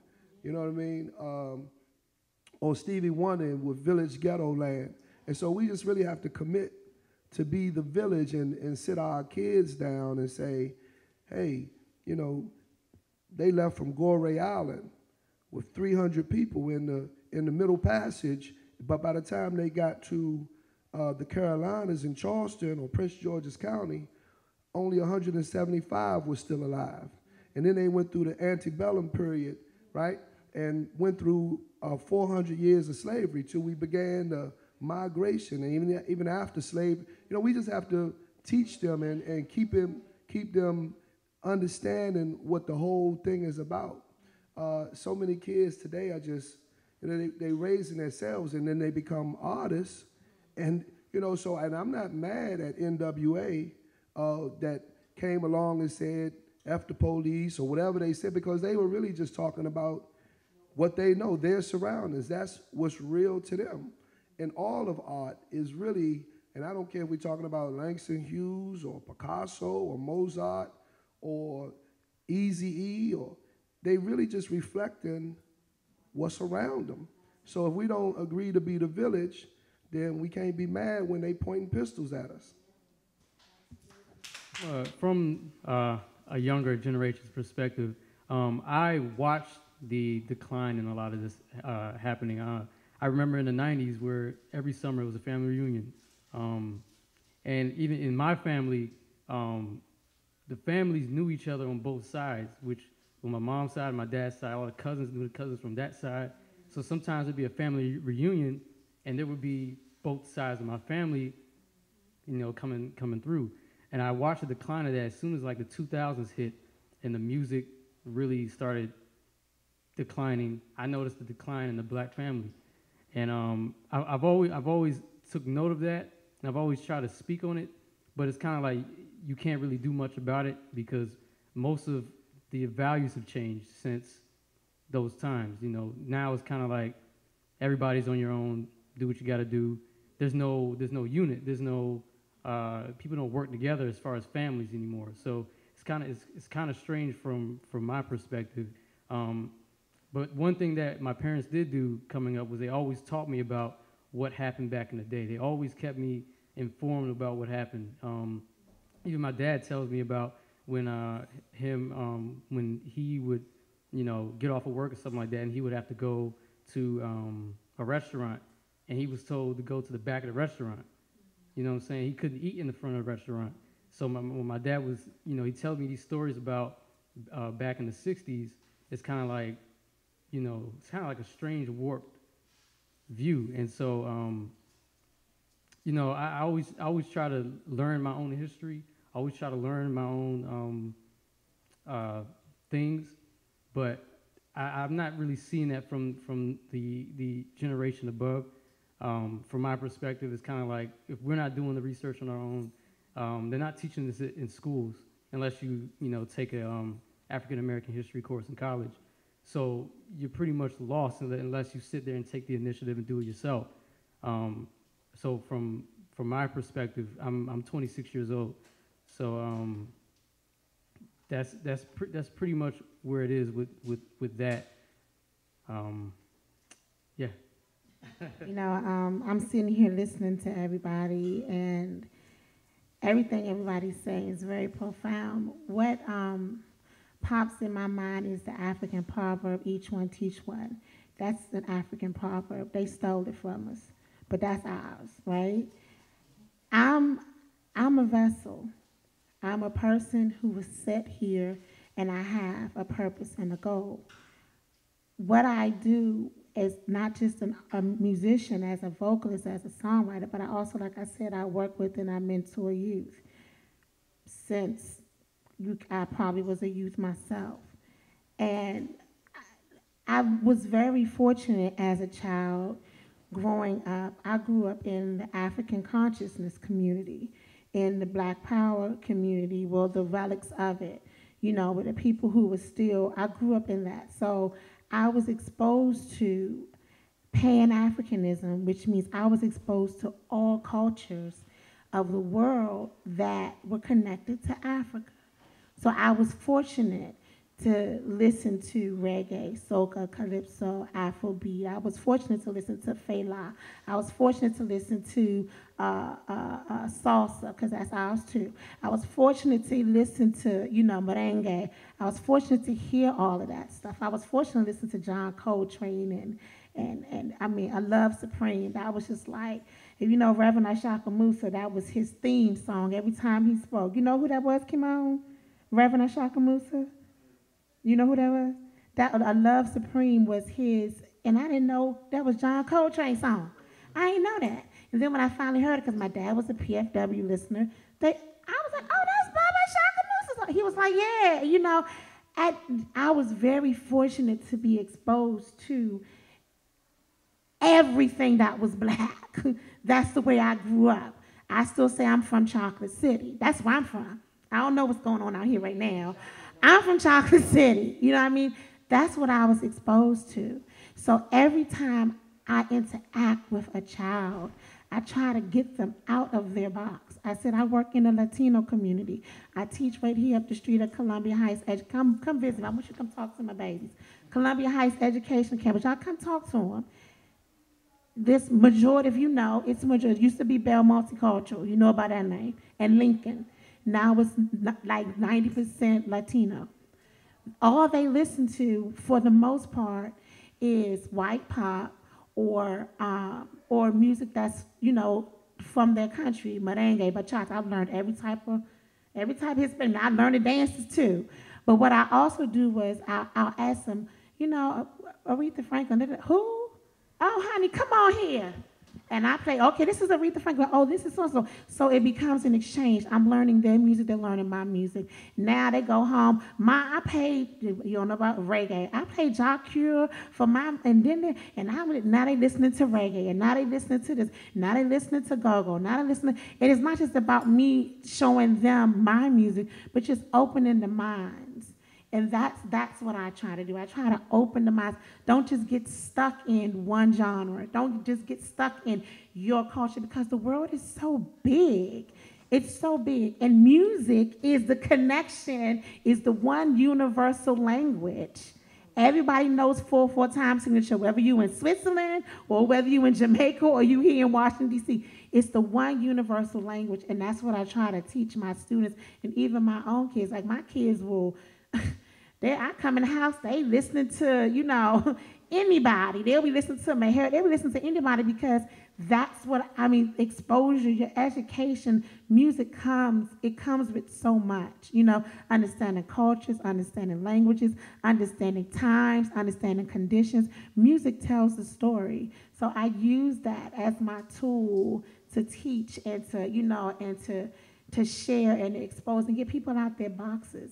Because now I'm out my box. Now I know how to bachata, I know how to merengue, I know how to salsa, you know what I mean? I know how to do, I said it just like that, salsa, and you know, now I know how to do all that, because, come on, show me what you know. Let me show you what I know, you know, and then I had them doing African dancing. They were singing, before we won a competition, they were singing a Mandingo song. These are kids from El Salvador.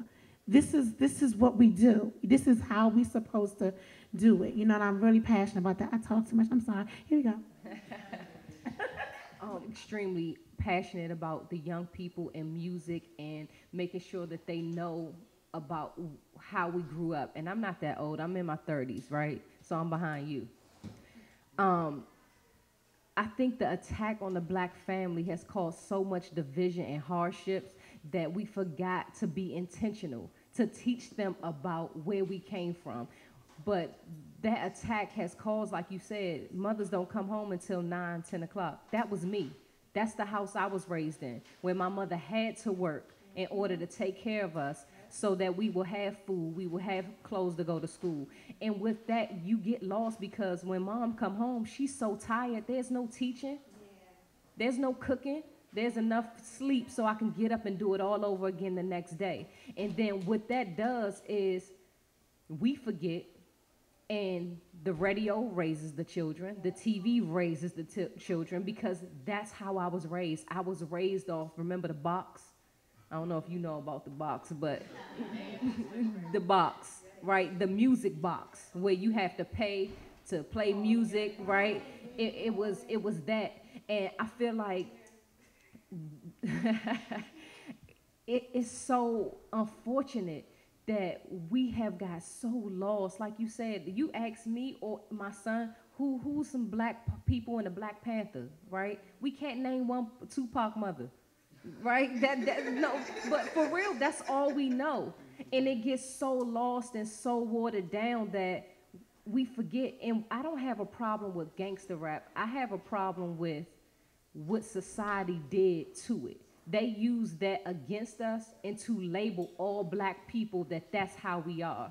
And I don't know if you guys know, but in the industry, if you are speaking anything of substance or of consciousness, they will shelf you and put more money and back end behind gangster rap than they do anything else. So it'll keep the cycle going. So we will be lost with the Harriet Tubmans and all of our black culture. We don't have these black family reunions no more because DC isn't black. They moved black people out of DC into the Clintons and the suburbs, and it's extremely unfortunate, and I'm so passionate about it. My son, you gotta sometimes psychologically trick these children into wanting to know about our culture because they're not interested. You have to be so intentional, not really shutting them down because they have a voice, but really intentional in making them aware of what's going on. Because like my son got robbed at gunpoint last Friday. And I asked him how he felt about it. He was like, oh, this is normal. It kind of crushed me because I'm like, this is not normal. It's not normal. And he was like, yes, it is. This is what happens to us. And it is normal because that's what's happening, but it's not normal. And I got to keep pressing that in his mind. It's not normal. It's not okay. And he like, yes, it's okay. I'll be all right. And I'm like, I know you'll be all right, but it's not okay. And for us to let that aspect of our culture get lost, that's our fault. And we should be held accountable to the fullest extent when it comes to these young people and not just your children. But that's what we've been tricked into teaching us about, oh, if it ain't yours, then you don't say nothing. Let them suffer, we're good. That's a trick of society. And I feel like if we don't take ownership, I don't care if you don't have children, if you don't step up and teach them, each one teach one, or teach one each, right? If you don't own that, then shame on you. Because that's why we're slipping through the cracks. That's why most of our young black boys, and I don't mean to make it about race, but it is. They're in jail. They have babies at a young age that they don't know what to do with. It's just history and cycles repeating itself, when back in the 70s, in the 60s, when that was repeating itself, you had hard-working people. And I know a lot of this come from drugs because that's what took a lot of our families out. But it's a lot of strong black women and men out here that have power. Like, I feel like you the future. And if we don't produce a whole bunch of yous, we are in trouble.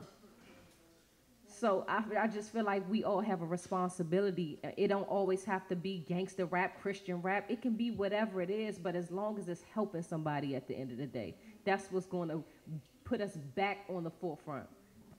My name is Denver Hawkins Bay. I met this sister earlier today, and I just want to concur with what she was saying. I come up on the earning time of the Black Panthers, you know. So I can name Harry P. Newton, Bobby Seale, which is the first two started, Evers Cleavers. You know, I done read every book, you know, and all that comes through time and incarceration and stuff, you know. I teach chess every evening at Rita Bright's Recreation Center on 14th and Clifton, you know.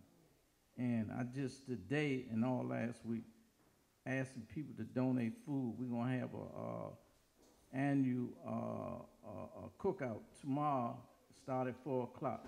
So any of y'all want to come, you're welcome, you know. It takes a village to raise kids, you know. I don't just teach them to play chess, I also mentor them, you know. I come from the streets, you know, all up here when they had drugs, up on 12th and U, I OD right there behind the liquor store, and you know, I know all these streets here, you know. But I'm just saying that everything what the sister's saying is true, you know. My godson's mother told me his friend got robbed, like your son, and he told me, you don't know these guys, you know what I mean? He goes back around there by him not knowing them. It's like if I tell you a snake around the corner and you go around there and get bit, you're not listening. And they end up robbing him because he didn't listen what his friend told him, you know. So again, it takes a village to raise a family. It got to start in the household, you know, and all. I was over there at another function, more like politically networking. But then I said I had to come around here because I know I had some time and stuff, you know. And I like this setting here because I'm going to get ready to be quiet because I can talk too much. It's a program. It's a thing called America something. I'm going to write it down if I still got it. And they be having sets like this here. The first one I went to, it had something to do with, I'm trying to remember. Other words, what it was a classroom, you know, and it's saying that they predict the kids at a young age will be going into the prison system, you know, because they would be, I guess, in a behavior type of class, you know. So they already predict this here, you know, you see. That's what the Europeans predict, you know. But it was a good pattern, platform that they had, you know, and just listen at it. And due to me being, you know, in and out the system and all that there, the one young lady that was sitting outside, she didn't know that they had all these private prisons. They had private prisons in Africa, London, and all over, you know. CCA, I did 3 years over there, you know. So CCA, you got different type of private prisons that as far as have all these different prisons and stuff, you know. Lawton, I done been all through there and all that. I was there when it closed down, you know. But you have these different private prisons and stuff that where all our kids is incarcerated. And you got just as much as young female sisters incarcerated too, as this day and time. It ain't just males too. One time you had a lot of black males in college, you know, and then you got more females in college than you had black males in college, you see. And over there, they was talking about a legacy over there as far as not learning how to read and all that old stuff like that did, you know, and it's a good program, you know. I just happened to look on my phone, and it wasn't from a friend of mine right here, which is Sonny, and him and his wife. When I came here last week, I used to come here in the 60s when it was YMCA, you know. Yeah, Anthony Bones, right? And coming here with them last week, they changed the name, Thurgood Marshall, and I look on my phone, and they say event here. That's how I end up here today. Then I met this beautiful sister here, you know what I mean? And then hearing her talk, I didn't know she was a powerful speaker. All of y'all did. I ain't heard y'all talk, but you, I heard y'all talk. I'm sure y'all has to.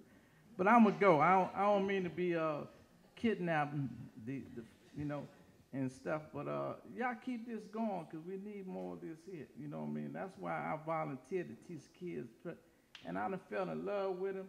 You know what I mean? And like they bring tears to my eyes. Say, "You leaving me? You leaving me?" And the one young mayor, she called me her grandfather. She tell everybody I'm her grandfather. You know what I mean? I gave her a birthday yesterday. I be going in my pocket, you know what I mean, and be broke just to make them happy. Then one little young girl, she don't know how to play chess, but I just play with it anyway. Just make her happy, you know what I mean, and stuff, you know. But you got to do that, you know what I mean, psychologically, you know what I mean. Let her be involved and not excluded. You know, you got to make her feel like she's accepted too, you know what I mean. So y'all keep this going here and stuff, you know. Nice meeting you. Thank you for speaking. We will have more, and hopefully you can make it back, and hopefully y'all can make it back, and y'all can bring some friends and family along on the ride, you know. Before we wrap it up, just want to give some acknowledgments and make some announcements, if that's okay. I want to thank Stacey Palmer for her doing all this. This all started out of a conversation. As y'all know, if y'all know Stacey, y'all know that she loves music, so, you know, she was very instrumental in helping me bring the panel together and just framing the questions and the marketing. So we got to give her a hand for all this. Very grateful. Grateful. We got to thank Kimon Freeman for videotaping this and for documenting this and for asking the hard questions. Before we wrap it up, I got a couple announcements.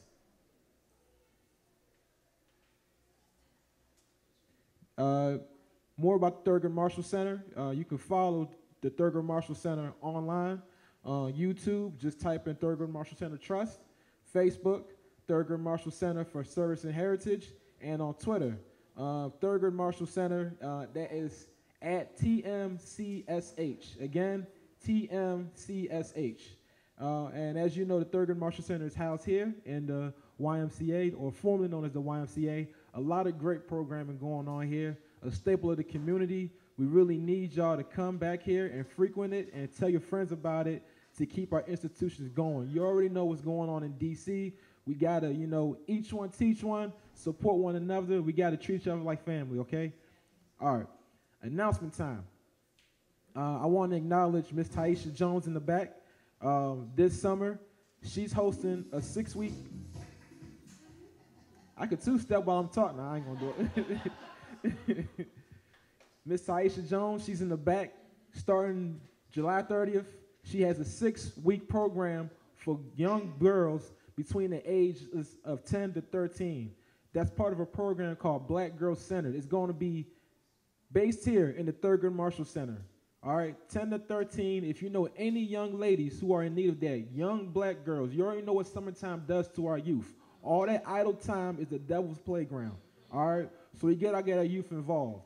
Tomorrow night, she has a fundraiser. Taisha has a fundraiser uptown on 14th Street at a yoga studio. She's inviting all the sisters in the community to come out, buy a ticket, sip wine, chill, do art, and journal. It's good time. Trust me, I'm not going to be there. I'm not a sister, but I encourage the sisters to come out. All right? And if you want more information about the fundraiser and about Black Girl Centered, please see her in the back after this function. I highly encourage it. All right? Tomorrow night at 8 o'clock at Sankofa, I have a monthly program, All Eyes on DC. It's a community news program. I'm a journalist by trade. What I did here tonight, I'm going to do it again, but we're talking about business ownership and why black people need to do for themselves and open up their own businesses and hire their own people. No longer should we be looking for jobs, all right? No longer should we be asking somebody else for a job, okay? It's time that we build up our own communities and our own businesses. People, you know, and I could talk for a long time, but I'll just cut it off at this, okay? 2 things. You know,